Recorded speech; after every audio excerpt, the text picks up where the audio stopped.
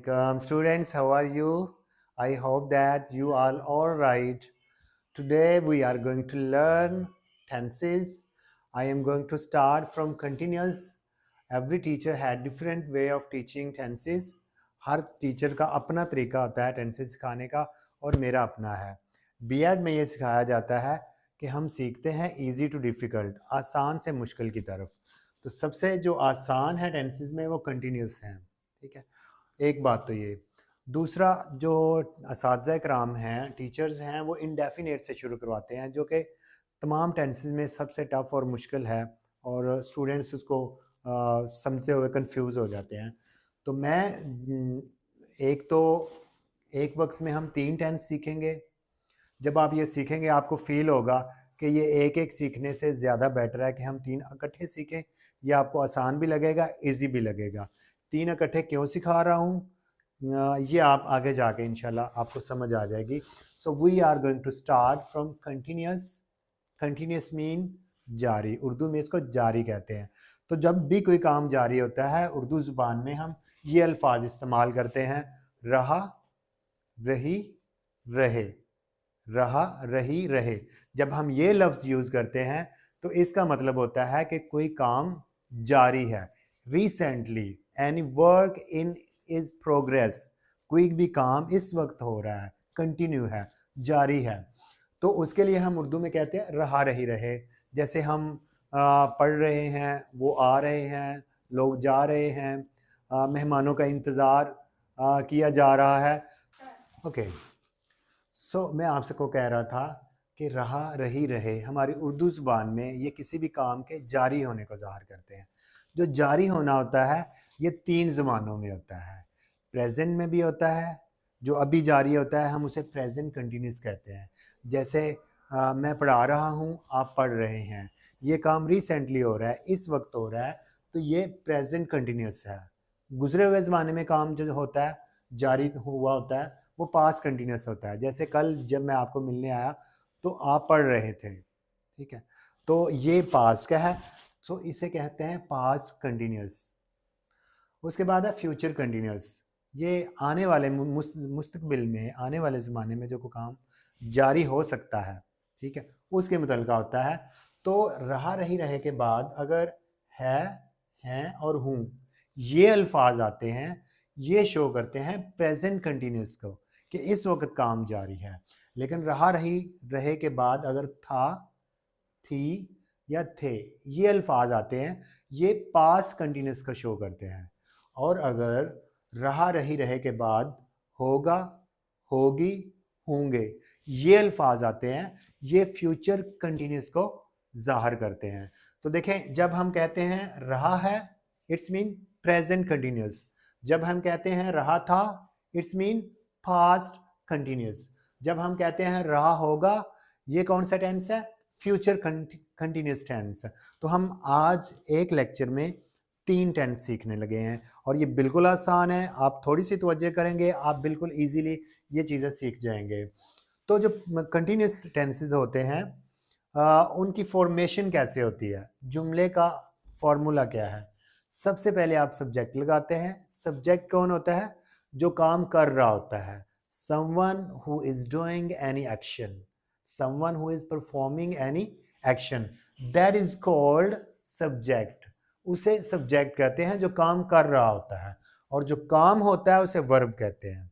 और जिस पर काम हो रहा होता है that is called object. उसे क्या कहते हैं? ऑब्जेक्ट. जिस पर काम हो रहा होता है, जैसे घर बनाया जा रहा है तो घर ऑब्जेक्ट है, बनाने वाला हामिद है तो हामिद सब्जेक्ट है, घर ऑब्जेक्ट है और बनाना वर्ब है. तो वर्ब कोई भी जुमला हो उसमें 3 चीज़ें अहम होती हैं: सब्जेक्ट जो काम कर रहा है, वर्ब जो काम है, और ऑब्जेक्ट जिस पर काम हो रहा है. तो हम सबसे पहले कंटिन्यूस के जुमलों में सब्जेक्ट लिखते हैं, उसके बाद हम हेल्पिंग वर्ब लगाते हैं. और हेल्पिंग वर्ब क्या है? Is, am, are. In present continuous, in past we use helping verb was and were.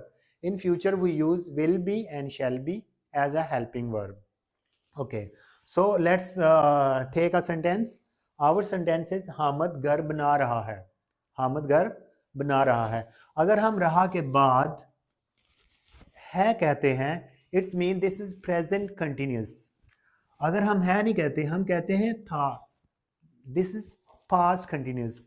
अगर हम था भी नहीं कहते, हम कहते हैं हामिद घर बना रहा होगा, दिस इज फ्यूचर कंटिन्यूस। सो इस जुमले में 3 टेंस हैं। अगर है लिखेंगे तो प्रेजेंट कंटिन्यूस, था लिखेंगे तो पास्ट कंटिन्यूस, होगा लिखेंगे तो फ्यूचर कंटिन्यूस। ओके, तो हमने सीखा, पहले हम सब्जेक्ट लगाएंगे, सब्जेक्ट जो काम कर रहा होता है। अब हम इसकी ट्रांसलेशन करने लगे हैं है वाले की। तो हम हामिद घर बना रहा है। सबसे पहले हमने सब्जेक्ट लिखा हामिद, उसके बाद हमने हेल्पिंग वर्ब लिया। तो हम प्रेजेंट का बना रहे हैं तो हम प्रेजेंट से हेल्पिंग वर्ब लेंगे। हमारे पास 3 हेल्पिंग वर्ब हैं, इज है, एम है, आर है। For single we use is, for plural we use are, for I we use am. Just like he is, she is, it is, Ali is. All these subjects are single, so we use is. For plural, we use are, just like they are, you are, we are, people are, students are. So these subjects are plural, so we use are. For I, just like I am teaching at this time, I am teaching at this time. तो आई के साथ मैंने M को use किया बतौर helping verb. जितने भी ये 3 हेल्पिंग वर्ब हैं ये प्रेजेंट कंटिन्यूस में यूज होते हैं। ठीक है, तो सबसे पहले हमने हामिद लगाया, फिर हमने हेल्पिंग वर्ब उसके मुताबिक इज लगाया क्योंकि हामिद सिंगल है। उसके बाद हमने वर्ब की पहली फॉर्म के साथ आईएनजी लगाना है। हमेशा आईएनजी लगता ही वर्ब की पहली फॉर्म के साथ है, दूसरी के साथ भी नहीं, तीसरी के साथ भी गलत होता है। जब भी आईएनजी लगाएं पहली फॉर्म के साथ लगाएं। तो वर्ब की फर्स्ट फॉर्म के साथ हमने आईएनजी यूज करना है। तो वर्ब हमारे पास था घर बनाना, तामीर करना, बिल्ड, और इसके साथ हम आईएनजी लगाएंगे तो ये क्या बन जाएगा, बिल्डिंग। ठीक है, हामिद इज बिल्डिंग, वर्ब तक हो गया। उसके बाद हमने लिखना है ऑब्जेक्ट। ऑब्जेक्ट होता है जिस पर काम हो रहा है, तो घर बनाया जा रहा है तो घर ऑब्जेक्ट है। ठीक है, the house, Hamid is building the house. This is present continuous. अब हम आते हैं past continuous। अब हम ये वाला बनाने लगे हैं, हामिद घर बना रहा था, Hamid was building the house. Here आप देख रहे हैं कि तीनों सेंटेंस एक जैसे हैं। Hamid will be building the house, Hamid घर बना रहा होगा। तो तीनों अगर देखें स्वाय हेल्पिंग वर्ब के, तीनों एक जैसे हैं। आप जुमले को देखें, Hamid is building the house, Hamid was building the house, Hamid will be building the house, just helping verb is change. Okay, this is the point you have to learn. ये वो नुक्ता है जो आपने याद रखना है कि तीनों टेंस मैंने एट अ टाइम इसलिए सिखा रहा हूं कि तीनों एक ही तरीके से बनते हैं। फर्क सिर्फ हेल्पिंग वर्ब का है कि प्रेजेंट में आप ये हेल्पिंग वर्ब लगाएं, पास्ट में आप ये वाले हेल्पिंग वर्ब लगाएं, और फ्यूचर में आप ये वाले हेल्पिंग वर्ब लगाएं। फ्यूचर की तरफ हम आते हैं, Hamid will be building the house, Hamid घर बना रहा होगा, ये हम फ्यूचर बना रहे हैं। क्वेश्चन यहाँ पे ये है कि हम विल बी कहाँ यूज करेंगे और शैल बी कहाँ यूज करेंगे। If the subject is I or we, अगर सब्जेक्ट आई है या वी है फिर आप शैल बी यूज करेंगे, ये मैंने ब्रैकेट में लिख भी दिया है, आई और वी शैल बी के लिए है।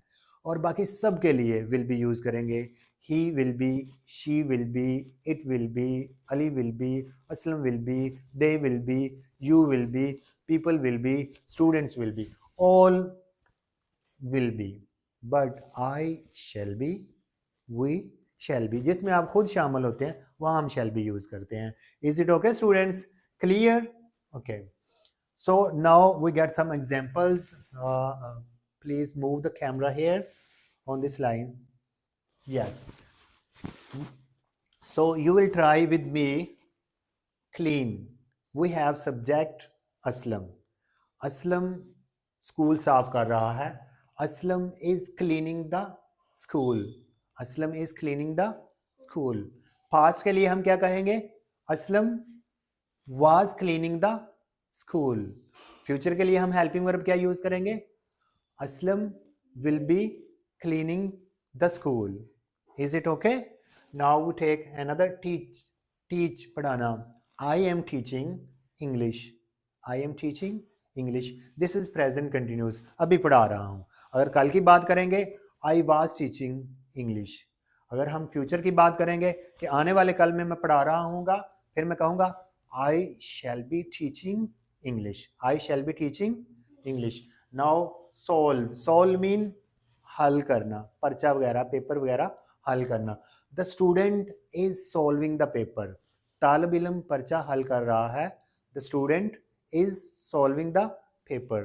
For past we use the student was solving the paper. For future we say the student will be solving the paper. So these are some example. You can watch these words and you can use in your own sentences.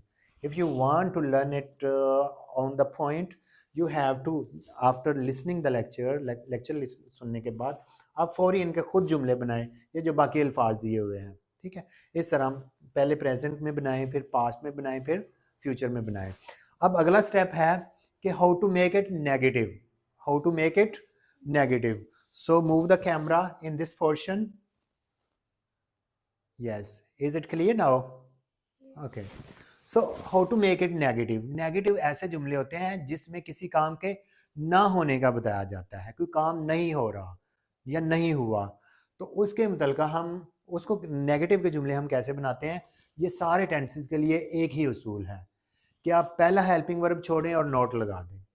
पहला helping verb छोड़ना है और note लगा देना है. तकरीबन जो 12 tenses हैं जो फर्स्ट स्टेप में हम सीखने जा रहे हैं, उनमें से 10 टेंसेस ऐसे हैं जिनमें हेल्पिंग वर्ब आता है. तो सारे के सारे में आप पहले हेल्पिंग वर्ब के बाद नोट लगाएंगे. कुछ में हेल्पिंग वर्ब 2 होते हैं, कुछ टेंसेस में हेल्पिंग वर्ब 3 होते हैं. लेकिन आपने एक बात ज़हन में रखनी है कि नोट हमेशा पहले हेल्पिंग वर्ब के बाद लगेगा.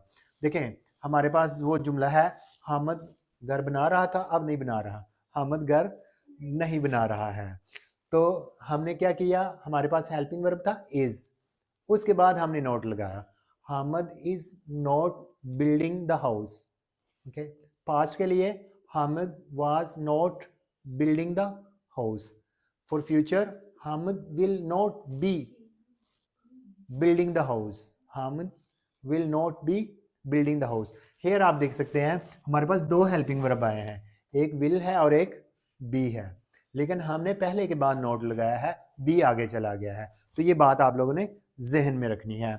अगली बात है कि हम कंटिन्यूस के जो जारी के जुमले होते हैं उनके सवालिया कैसे बनाते हैं, उनके इंटेरोगेटिव कैसे बनाते हैं.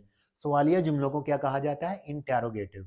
तो इंटेरोगेटिव सारे टेंसेस में बनाने का यही उसूल है कि आप पहला हेल्पिंग वर्ब जुमले के शुरू में ले जाएं. पहला हेल्पिंग वर्ब जुमले के शुरू में ले जाएं. जिनमें 2 हैं उनमें पहला जाएगा, जिसमें 3 हेल्पिंग वर्ब आ जाएं उनमें भी पहला ही जाएगा, बाकी अपनी जगह पे रहेंगे.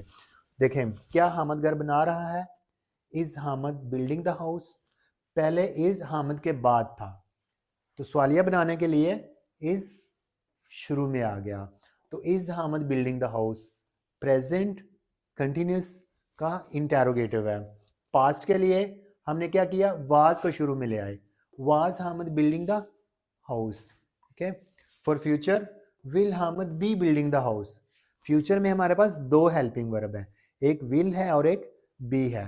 तो हम क्वेश्चन करने के लिए, इंटेरोगेटिव बनाने के लिए पहले हेल्पिंग वर्ब शुरू में लेके आते हैं. और एक बात स्टूडेंट्स ये आपने जहन में रखनी है, हेल्पिंग वर्ब शुरू में लगाने से छोटा सवालिया बनता है. छोटा सवालिया हम ऐसे जुमलों को कहते हैं जिनका जवाब यस में होता है या नो में होता है. सारे सवालों का जवाब यस या नो में नहीं होता. जो WH की फैमिली होती हैं, जैसे व्हाट, व्हेन, वेयर, हु, सून, ये जो अल्फाज हैं, ठीक है, इनके सवाल यस, इनसे किया गया सवाल यस या नो में जवाब नहीं रखता. सिर्फ वो उन सवालों के जवाब यस या नो में होते हैं जिनका हेल्पिंग वर्ब शुरू में आता है और उससे पहले WH की फैमिली इस्तेमाल नहीं होती. और अगर हमने WH की फैमिली इस्तेमाल करनी है तो हम इससे पहले यूज़ करेंगे, बाकी स्ट्रक्चर इसी सवालिये वाला रहेगा और वो WH वाले जो फैमिली के अल्फाज हैं वो इससे पहले आ जाएंगे. जैसे is Hamid building the house, ठीक है, हम अगर इसको बड़ा सवालिया बनाना है तो हम करेंगे why is Hamid building the house. Why is Hamid building the house. Hamid घर क्यों बना रहा है। अब क्यों का जवाब यस या नो से नहीं होता, रीजन बताना पड़ती है।